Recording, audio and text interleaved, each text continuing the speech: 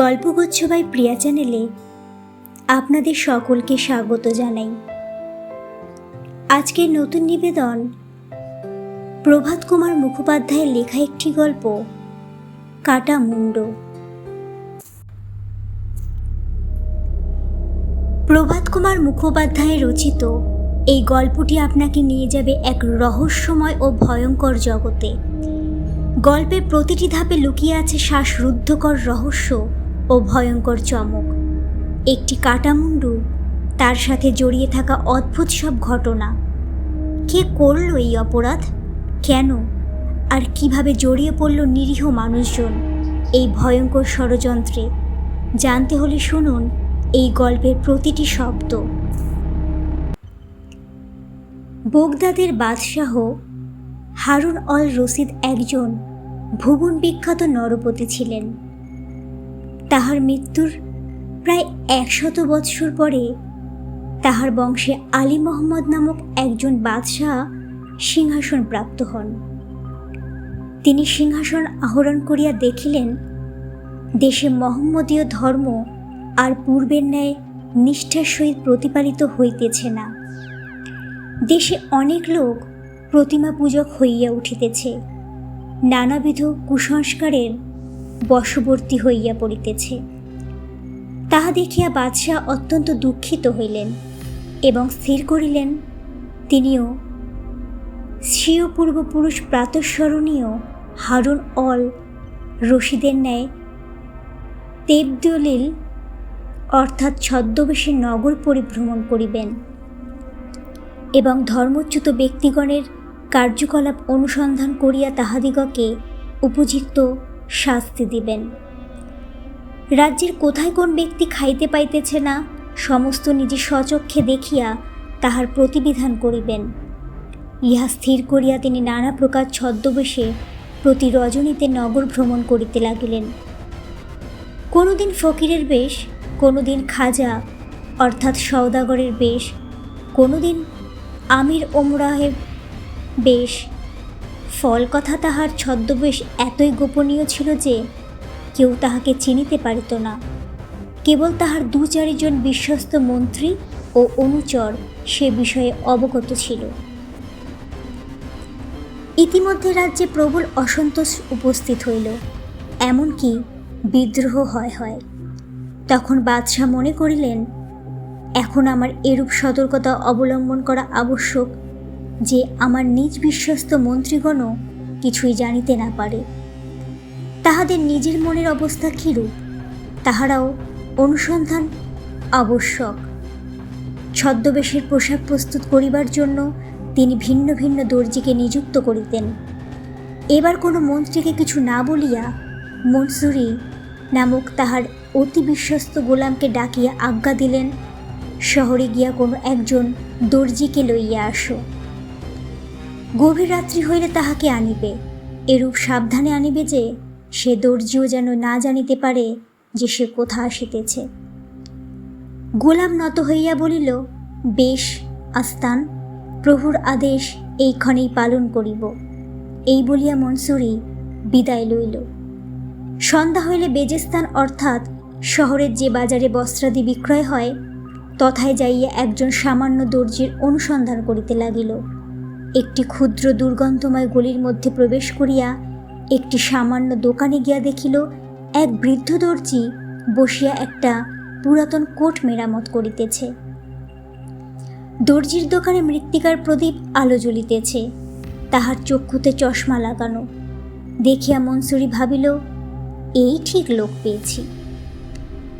দোকানে উঠিয়া মনসুরি বলিল, খলিফা সাহেব, সেলাম আলাইকুম। দর্জি তখন নিজ কার্য ছাড়িয়া উঠিয়া বসিল, বলিল, আলাইকুম সালাম, কি চান আপনি? মনসুরি কহিল, আপনার নাম কি? আমার নাম আব্দুল্লাহ, কিন্তু লোকে আমাকে বাবাদল বলিয়া ডাকে।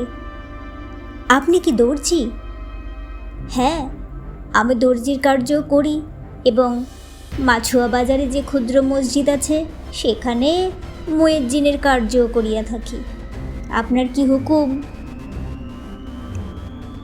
বাবাদাল সাহেব, একটা পোশাক প্রস্তুত করিতে পারিবে? কেন পারিব না, অবশ্য পারিব। অনেক পয়সা পাইবে?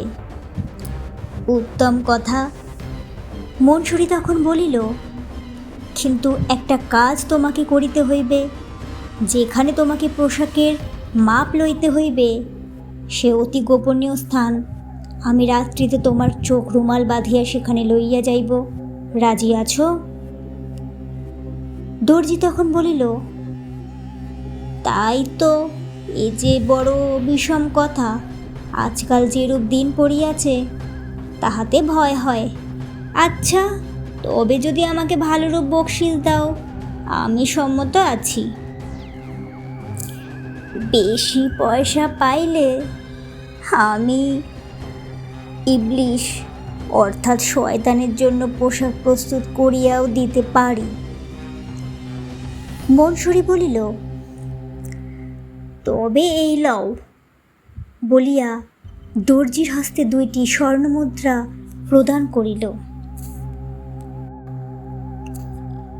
একেবারে 2টি স্বর্ণমুদ্রা গরিব দর্জি জীবনেও কোনোদিন পায় নাই।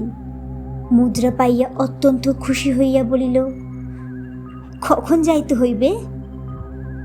মনসুরি কহিল, রাত্রি 12টার সময় এই দোকানে থাকিও, আমি তোমাকে সঙ্গ করিয়া লইয়া যাইব। এই বলিয়া মনসুরি প্রস্থান করিল।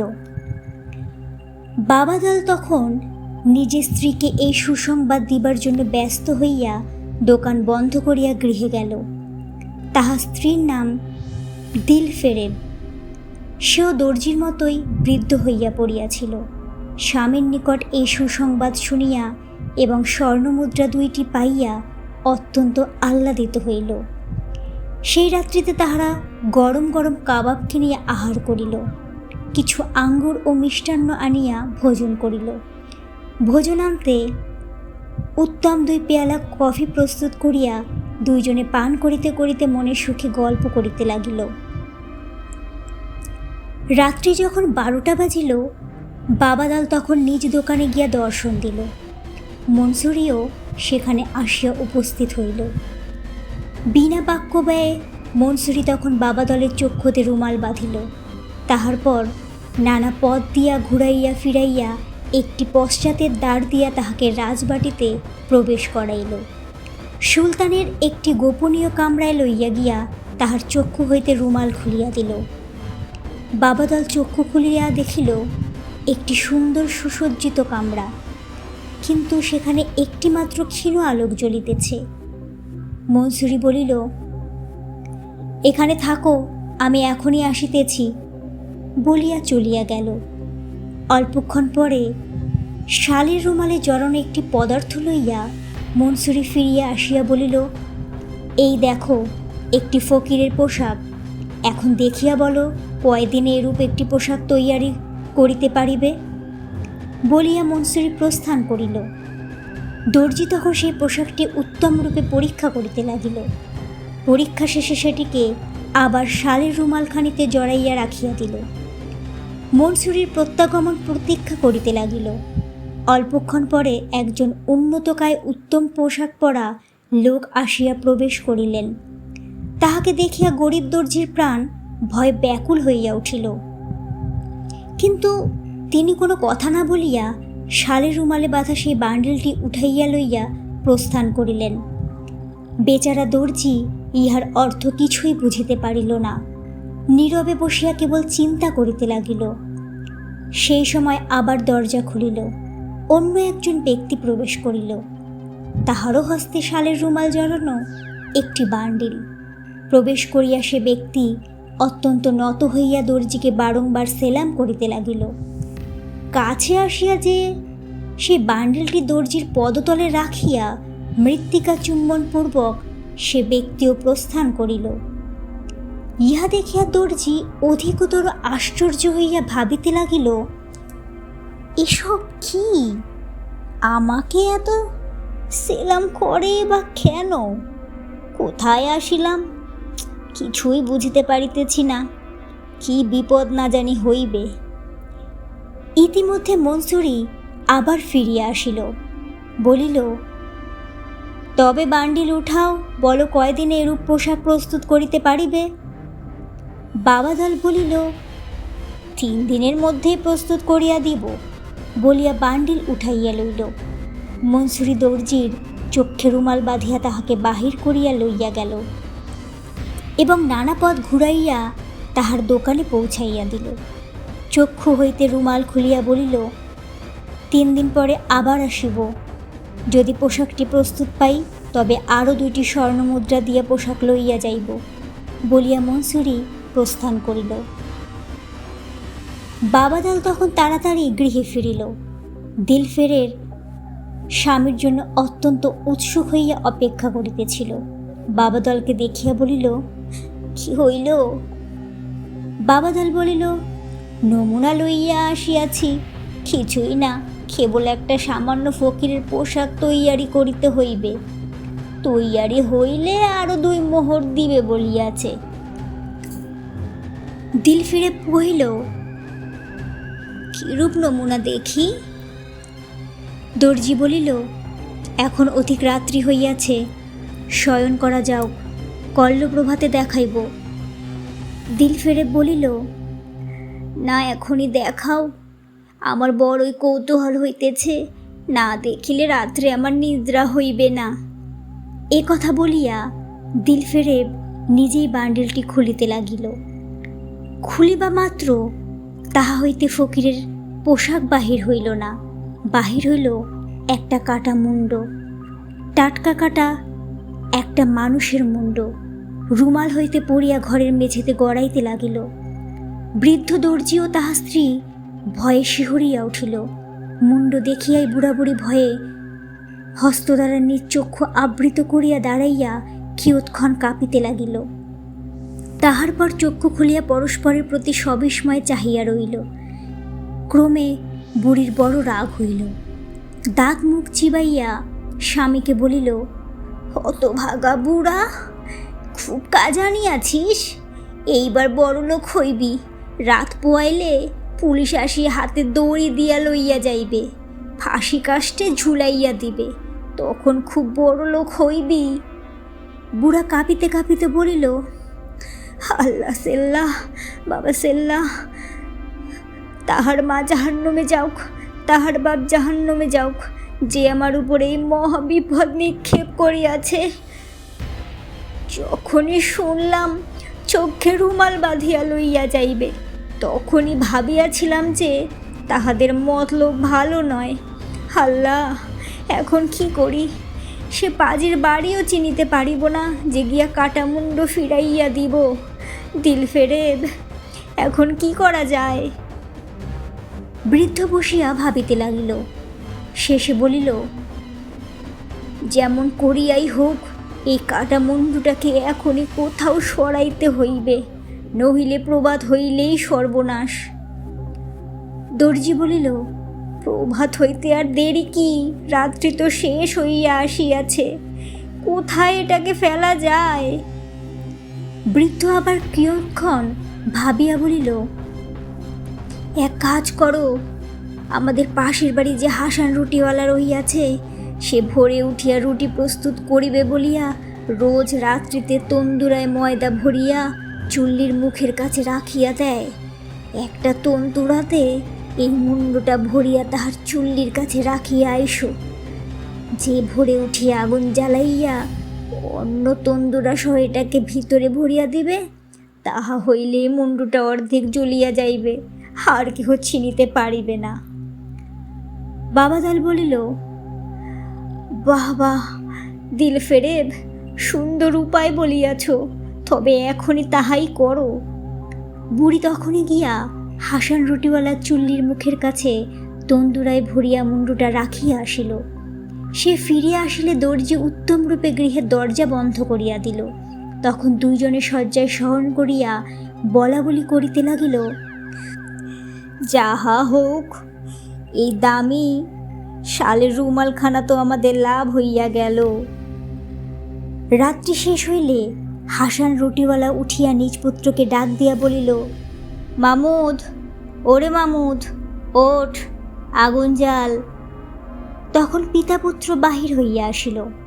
কাঠ খড় শুকনো পাতা প্রভৃতি নানা দাহ্য দ্রব্য চুল্লির ভেতরে প্রবেশ করাইয়া অগ্নি দিল। একটা কুকুর রুটির টুকরো টাকরা খাইবার জন্য দোকানের নিচে রাস্তার সর্বদাই বসিয়া থাকিত। সেই কুকুরটা হঠাৎ বিকট চিৎকার করিতে আরম্ভ করিল।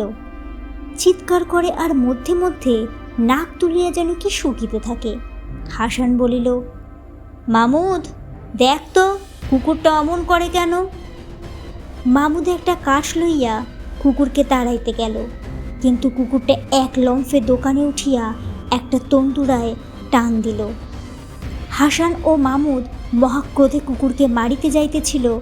এমন সময় কুকুরের টানাটানিতে তন্দুরায় মুখ খুলিয়া গিয়া কাটা মুন্ডু বাহির হইয়া পড়িল। তাহা দেখিয়া হাসান বলিল, আল্লাহ আল্লাহ, এ কোন শয়তানের কার্য! কি সর্বনাশ! কে খুন করিয়া এ মাথা এখানে রাখিয়া গেল? কি সৌভাগ্য যে কুকুরটা বুঝিতে পারিয়াছিল, নহিলে আমাদের চুল্লি অপবিত্র হইয়া যাইত। আল্লাহ খুব বাঁচাইয়াছেন। এখন মুন্ডুটা কি করা যায়? এটাকে এখানে দেখিলে লোকে তো আমাদিগকেই খুনি বলিয়া সন্দেহ করিবে। শেষে কি ফাঁসি যাইব নাকি?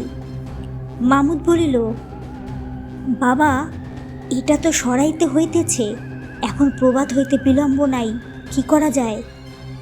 হাসান বলিল, আমাদের দোকানের পাশে যে কিউর আলী নাপিতের দোকান আছে, সেইখানে এটাকে রাখিয়া আয়।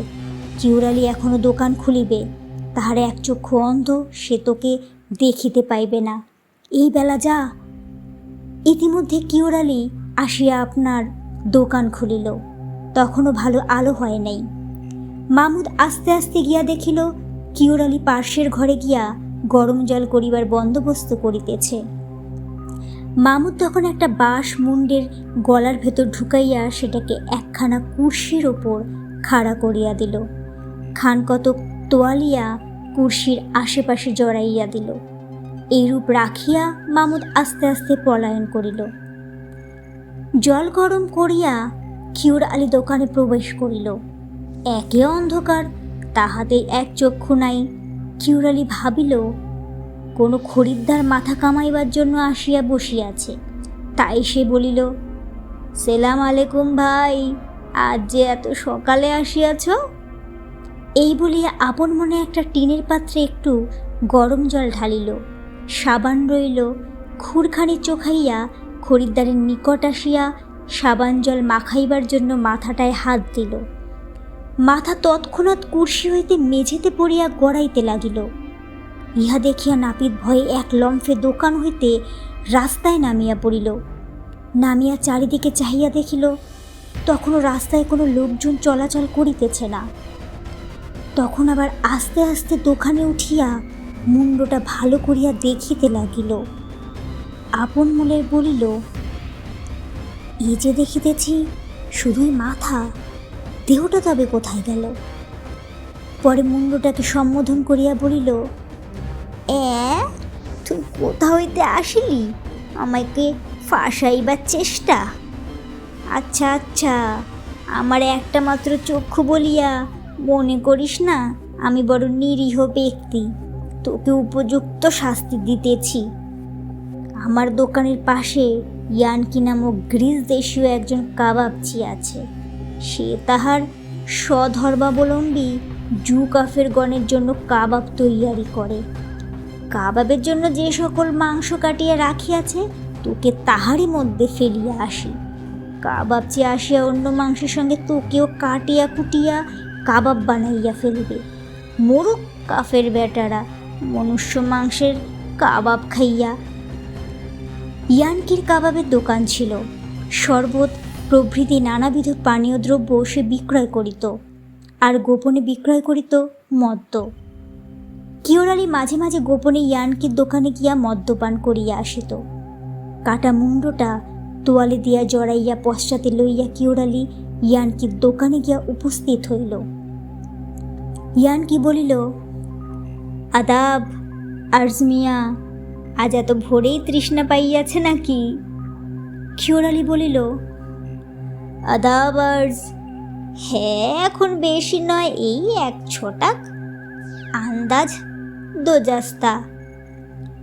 একটু বেশি শরবত মিশাইয়া আনিয়া দাও তো, গলাটা বড় শুকাইয়াছে।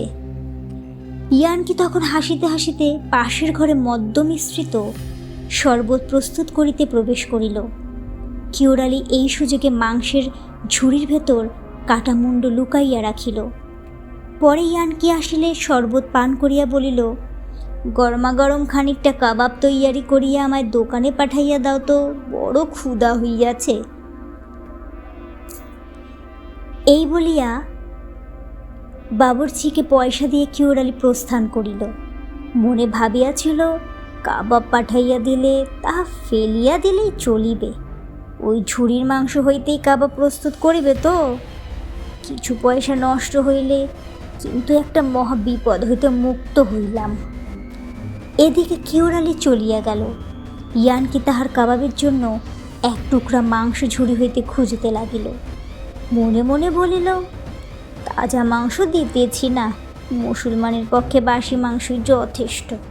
এই বলিয়া এক টুকরা বাসি মাংস অন্বেষণ করিতে করিতে কাটা মুন্ড বাহির হইয়া পড়িল।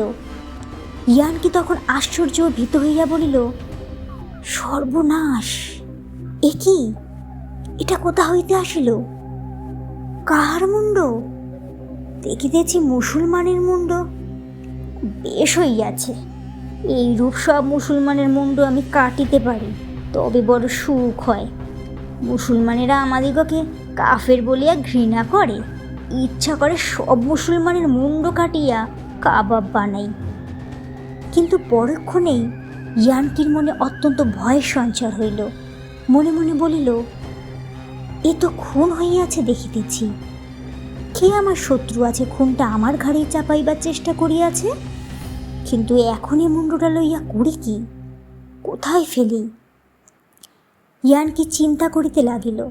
কিছুক্ষণ পরেই বলিয়া উঠিল, ঠিক হইয়াছে, রাজদণ্ডে দণ্ডিত সেই জুডার মৃতদেহ পথের ধারে পড়িয়া আছে, সেইখানে এটা রাখিয়া আসি। তৎকালে মুসলমান রাজ্যে যদি রাজদণ্ডে কোনো ব্যক্তির মস্তক ছেদ হইত, তবে তাহার দেহ 3 দিন অবধি রাজপথে ফেলিয়া রাখা হইত। উদ্দেশ্য, ইহা দেখিয়া সকলে ভয় পাইবে, কেহ আর সেরূপ গুরুতর অপরাধ করিতে সাহসী হইবে না। তখন মাত্র প্রভাত হইয়াছে, রাজপথে লোক চলাচল আরম্ভ হয় নাই। ইয়ানকি সেই কাটা মুন্ডটা কাপড়ে জড়াইয়া লইয়া কিছু দূরে পতিত সেই জুর মৃতদেহের নিকটে গেল। সে ব্যক্তির শিরচ্ছেদ হইয়াছিল। সেই দেহের পা দুইটার মধ্যস্থানে কাটা মুন্ড রাখিয়া পালাইয়া আসিল। ক্রমে রৌদ্র উঠিল, বেলা বাড়িতে লাগিল। পথে লোক চলাচল আরম্ভ হইল। যে পথে জুর মৃতদেহ পড়িয়াছিল, সেই পথে লোক গিয়া দেখিল, অতি আশ্চর্য ব্যাপার, একটা মানুষের 2টা মাথা, একটা উপরে একটা পায়ের নিকট। এই সংবাদ শহরে প্রচার হওয়া মাত্র দলে দলে লোক দেখিতে ছুটিল। ক্রমে তাহাদের সঙ্গে একজন সিপাহীও আসিয়া উপস্থিত হইল। সে পায়ের নিকট মুন্ডটা দেখিয়া বলিল, আল্লাহ আল্লাহ, ইয়া আল্লাহ, এ তো কাফেরের মস্তক নয়, এ যে আমাদের সেনাপতি আগা সাহেবের মুন্ড। কে তাহাকে খুন করিল? খুন করিয়া আবার বিধর্মী জুর পদতলে মুন্ডটা রাখিয়া গিয়াছে, এত অপমান! বলিয়া মহাক্রোধে সিপাহী ছুটিয়া গিয়া নিজের দলের সমস্ত সিপাহীকে সংবাদ দিল।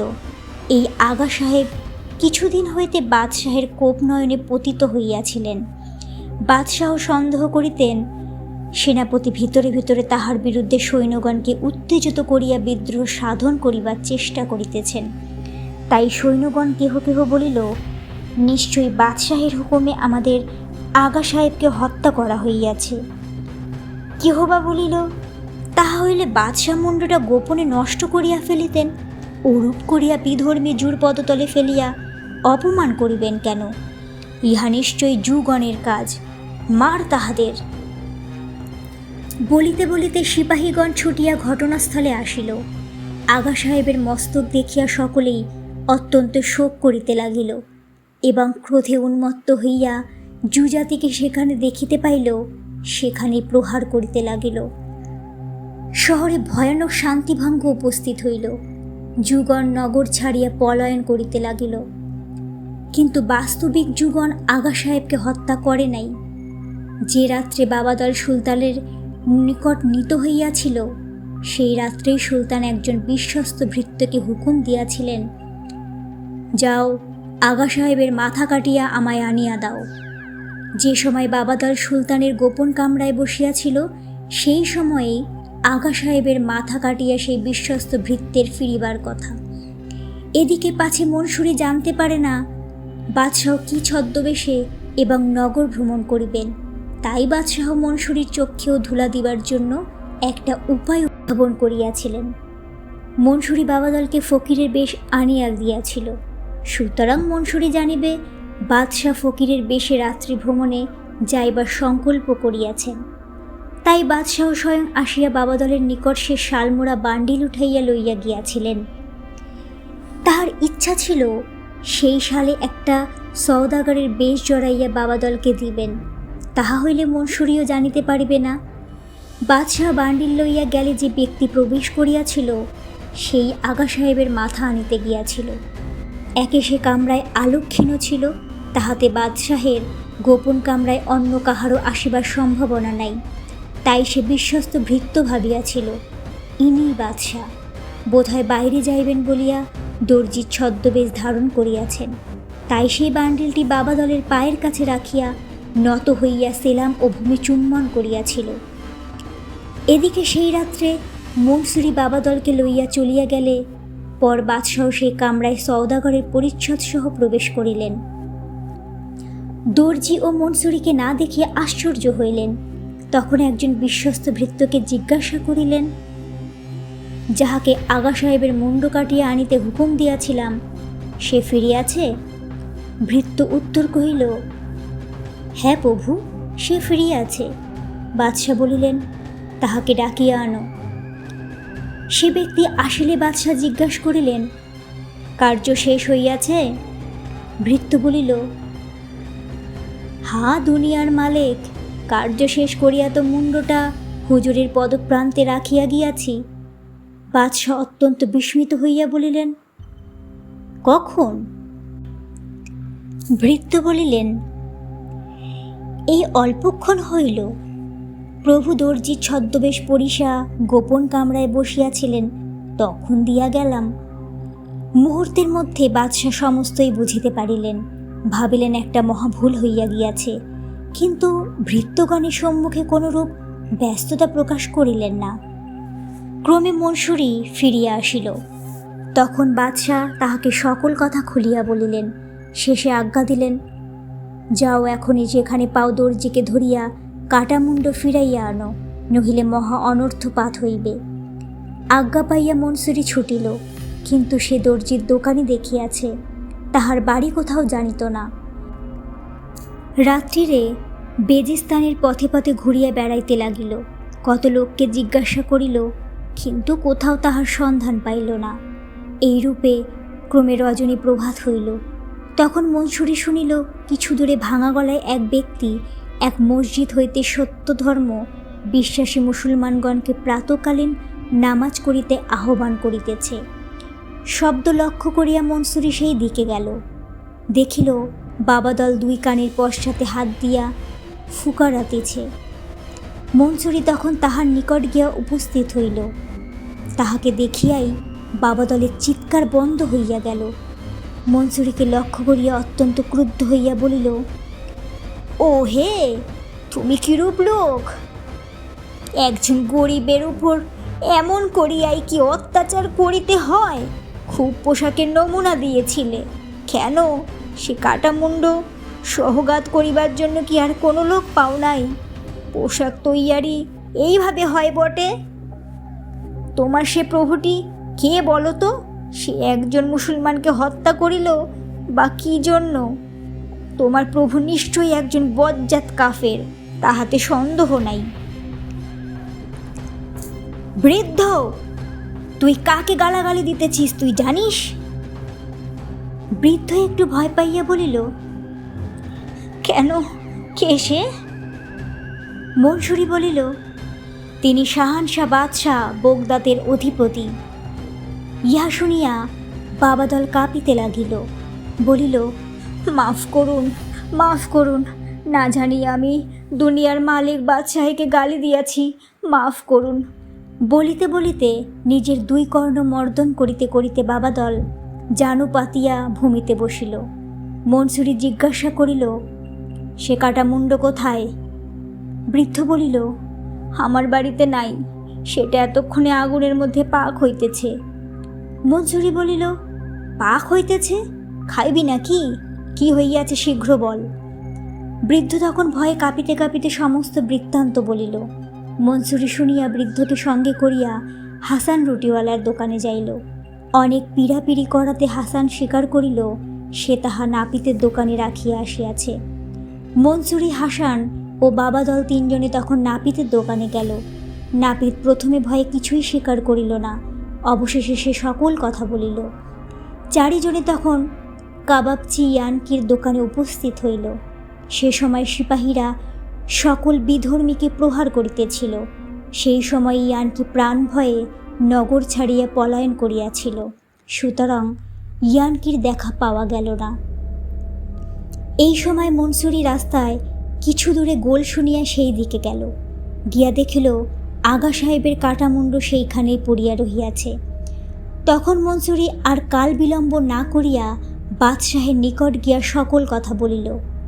বাদশাহ দেখিলেন সৈন্যগণ খেপিয়া রাজ্যে বিদ্রোহ উপস্থিত করে। তখন তিনি হুকুম দিলেন, আগা সাহেবের মুন্ড আনিয়া মহাসমারোহে তাহার উপর কবর দাও। আগা সাহেবের সিপাহীগণকে 5 মোহর বকশিস করো। মহাসমারোহে আগা সাহেবের মুন্ড সমাধিস্থ হইল। সিপাহীদের মনমতো এক ব্যক্তিকে বাদশাহ আগার পদে নিযুক্ত করিলেন। অতঃপর রাজ্যে আবার শান্তি বিরাজ করিতে লাগিল। বাদশাহের হুকুম অনুসারে মনসুরি গিয়া বাবাদল দর্জিকে 200 স্বর্ণ মুদ্রা দিয়া আসিল। বুড়া দর্জির আর কোনো কষ্ট রহিল না।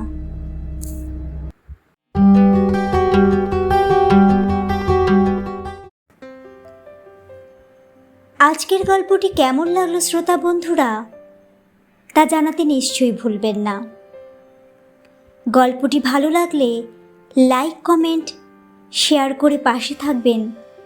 আর যদি আরও একটু বেশি ভালো লাগে থাকে তাহলে সাবস্ক্রাইব করে নিশ্চয়ই নিত্য নতুন গল্পের জন্য অপেক্ষা করবেন। আশা করছি আপনারা সকলেই ভালো আছেন। গল্প পাঠে আমি প্রিয়া।